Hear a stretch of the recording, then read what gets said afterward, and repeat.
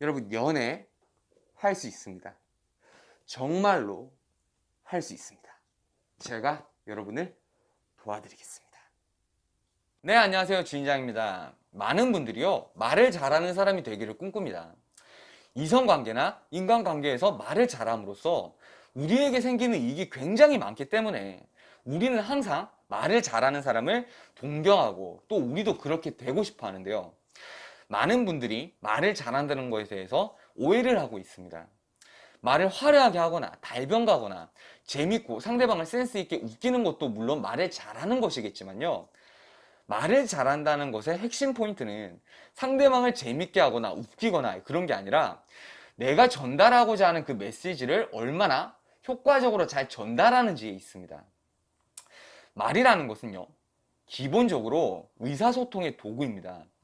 즉, 말을 잘하기 위해서 충족이 되어야 할 제1의 과제는, 제1의 요건은 내가 전달하고자 하는, 내가 상대방에게 전달하고자 하는 그 메시지를 잘 전달을 해야 된다는 거죠. 근데 대부분요, 말을 잘하려고 노력하는 사람들은 어휘나 표현 등을 과하게 사용해서 말을 풍성하게 만드는 것에 집중합니다. 그러니까 있어 보이게 말을 하려고 한다거나 굳이 하지 않아도 내 메시지가 상대방에게 전달이 됨에도 불구하고 말을 잘하는 것처럼 보이기 위해서 어려운 단어를 쓰거나 뭐 쓸데없는 표현들을 덧붙여서 얘기를 한다는 겁니다. 대부분 말을 잘한다고 느껴지는 사람들은요, 그 말을 잘한다라는 느낌이 말의 텍스트, 그러니까 그 문장의 내용에 달려있는 게 아니라 전달력에 달려있는 경우가 굉장히 많습니다. 그러니까 문장 자체는 같은 말을 하더라도요, 어떤 사람은 이 문장이 상대방에게 강하게 명확하게 전달이 되는 것에 반해서 어떤 사람은 메시지가 잘 전달이 되지 않는 경우가 있습니다. 자, 같은 말을 하는데 왜 다른 결과가 나오냐면요, 이건 서브 커뮤니케이션에 달려있는 겁니다. 자, 서브 커뮤니케이션이란 말의 문장의 내용 그 자체가 내포하는 문장의 의미가 아닌 그 이외적인 어감, 어투, 속도, 표정, 제스처, 바디랭귀지 뭐 이런 것들에 우리가 말을 전달하는 분위기를 의미합니다. 오히려 전달력을 상승시키려면 이 부분을 개발하는 게 맞기는 맞아요. 근데 대부분 말을 잘하려고 노력하는 사람들은 말의 문장 그 자체를 어떻게 꾸며낼까, 내가 어떤 단어들 쓰고 어떤 어휘들을 쓸까, 이런 거에 포인트를 두고 있으니까 차마 이 서브 커뮤니케이션에 신경을 쓰지 못한다는 겁니다. 자, 여러분, 말이라는 건요, 길고 풍성할 필요가 기본적으로는 없는 겁니다. 내가 전달하고자 하는, 내가 상대방에게 전달하고자 하는 이 메시지를 가장 쉽고 빠르게 잘 전달할 수 있는 게 핵심이 되어야 됩니다. 말에 형용사를 붙이고 어휘를 더 붙이고 비유를 하고 이런 모든 말을 잘하기 위한 언어 패턴의 궁극적인 목적이요, 이 사람한테 내가 말을 잘하는 걸 보여줄 거야, 이게 아니라 내가 전달하고자 하는 메시지를 상대방에게 더 효과적으로 전달하기 위해서라는 걸 꼭 명심해야 됩니다. 가령 예를 들어서요, 남자분들이 여자분들이랑 막 연락을 할 때 관심이 가는 여자한테 카톡을 평소보다 인위적으로 풍성하고 약간 좀 긴 문장들을 치는 경향이 있습니다. 굳이 그러지 않아도 되는데, 예를 들어서 날씨가 너무 더워서 어쩌고 저쩌고, 그러다 어쩌고 저쩌고, 그래서 누구 씨는 식사는 하셨어요? 이렇게 얘기를 합니다. 자, 이 문장에서요, 우리가 상대방한테 전달하고자 하는 메시지는 상대방의 식사 여부를 알고자 하는 질문입니다. 사실 이렇게 말을 꾸며대고 일부러 풍성하게 하고 갖가지 표현을 넣는 게 아니라 단 세 글자만 사용을 하면 됩니다. 답은요, 이 메시지를 전달하면 우리는 이미 우리가 전달해야 될 말을 다 전달했다고 보면 됩니다. 자, 근데요, 상황에 따라서 우리가 여기에다가 말을 추가해야 되는 경우가 있습니다. 어떤 상황이냐면 상대방에게 밥은요 라는 메시지를 전달하는 것을 더 효율적으로 전달하기 위한 겁니다. 밥은 먹었냐 라는 메시지를 상대방에게 전달하려고 하는데 연락 상황이 지금 되게 재미가 없고 형식적인 대화만 오가고 있는 그런 상황에서 단순히 밥은요 라고만 질문을 하면 상대방은 이 질문도 형식적인 대화를 이어나가기 위한 질문이겠구나 라고 생각을 하고 이 메시지에 몰입을 하지 못한단 말이에요. 자, 이런 경우엔 앞의 문장을 효과적이고 담백하게 덧붙여서 전달을 해주는 겁니다. 날씨가 너무 더워서 저녁에 냉면 먹으러 가야겠어요. 밥은 먹었어요? 이렇게 문장을 더해주면 내가 지금 전달하고자 하는 밥은 먹었냐라는 질문을 던지는 게 상황적으로 타당해지죠. 자, 이렇게 상황을 보조해주는 문장이 필요할 때 덧붙여주는 겁니다. 자, 이렇게요.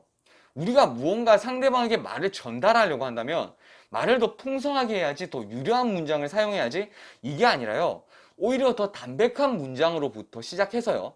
필요한 어휘들, 필요한 표현들을 더해주는 방식으로 말을 구성해야 되는 겁니다. 자, 여러분, 어휘가 아니라 메시지를 잘 전달해야 된다는 것에만 집중을 하세요. 자, 그리고요.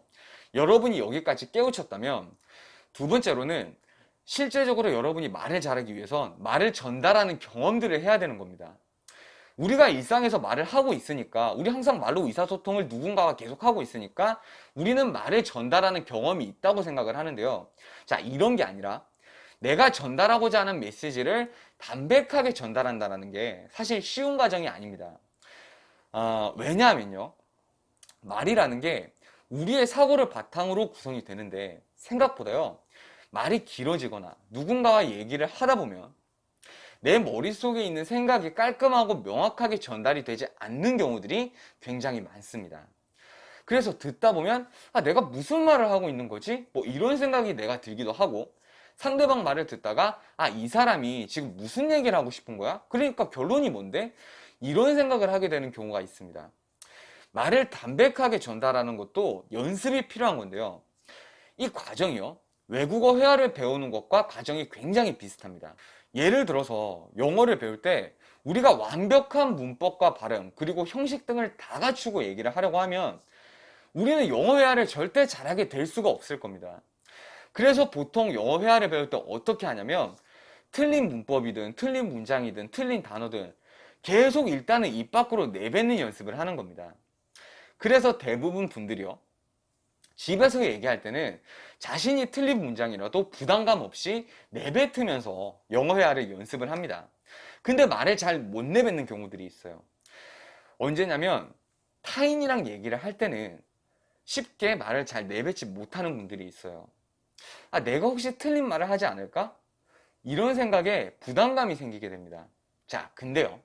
사실 여기서 진짜 걱정이 되는 건요. 내가 틀린 말을 할까봐 걱정하는 게 아니라 상대방이 내가 사용하는 틀린 문장이나 발음을 비웃거나 이상하게 여기거나 나를 무시하면 어떡하지? 내 자존심이 상하는데, 이게 진짜 우리가 걱정하는 바가 되는 거죠. 자, 이런 거는 상대방의 반응에 대해서 걱정을 하는 겁니다. 자, 이런 걱정에 사로잡혀 있으면요. 우리는 입 밖으로 문장을 내뱉는 연습을 할 수가 없습니다. 이렇게 되면요. 실질적으로 우리는 담백하게 문장을 구성하는 그런 경험을 할 수 없게 되는 겁니다. 마찬가지로요. 우리가 말을 잘하기 위해서 평소에 문장을 단순하게 하고 상황마다 효과적으로 전달하기 위해 효과적인 문장만 덧붙이는 연습을 나 혼자서 집에서 하는 건 그것도 물론 의미가 있지만 여러분의 성장은 굉장히 더딜 겁니다. 처음에는요. 우리는 상대방의 반응이나 우리의 어휘나 이런 것들에 대해서 절대 티끌만큼도 신경을 쓰지 말고 상대가 행여나 내가 어떤 말을 전달했을 때 약간 좀 부정적인 반응을 보이더라도 정말 그 반응을 개무시할 수 있어야 돼요. 여러분이 신경 써야 될 포인트는 처음에 딱 하나인 거예요. 내가 전달하고자 하는 문장의 메시지를, 내 말의 메시지를 명확하게 상대방한테 전달하는 것에만 집중을 해야 하는 겁니다. 만약에 우리가 상대방의 반응에 대해서 지레 걱정을 하고 있는 상태로 말을 하면요. 내가 전달하고자 하는 말의 의미의 전달력이 굉장히 약해집니다. 왜 그러냐면 이게 불안감이나 상대방의 말에 신경 쓴다고 우리가 흔들리는 감정 상태에서 말을 전달하게 되는 건데요. 제가 위에서 얘기한 서브 커뮤니케이션에서요. 내가 느끼고 있는 감정의 특징이 상대방한테 전달이 되는 겁니다. 예를 들어서 상대방이 지금 우리에게 아무리 좋은 얘기를 하고 밝은 얘기를 지금 하고 있다고 해도요. 상대방 표정이나 뭐 감정 상태가 우리가 느낄 때 우울한 감정에서 우리에게 이런 말을 건넨다면 우리는 사실 상대방이 얘기하는 밝은 얘기에 집중하는 게 아니라 상대방이 왜 이렇게 오늘 분위기가 다운되어 있지? 이런 생각이 먼저 든단 말이에요.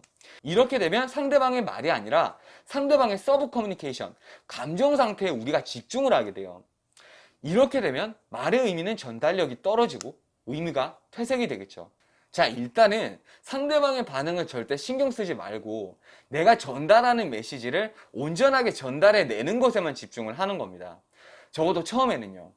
자, 그리고 나서 내가 어느 정도 내 사고를 정리하는 속도감이 올라가서 실제 대화에서 풍성한 문장이 아니라 일단은 담백한 문장을 자유자재로 구사할 수 있을 만한 언어 구사력과 사고력이 생겼을 때 그때 우리의 표정이나 어투, 어감, 화술 패턴 등 내 메시지를 좀 더 잘 전달할 수 있는 부가적인 요소들을 개발하는 겁니다.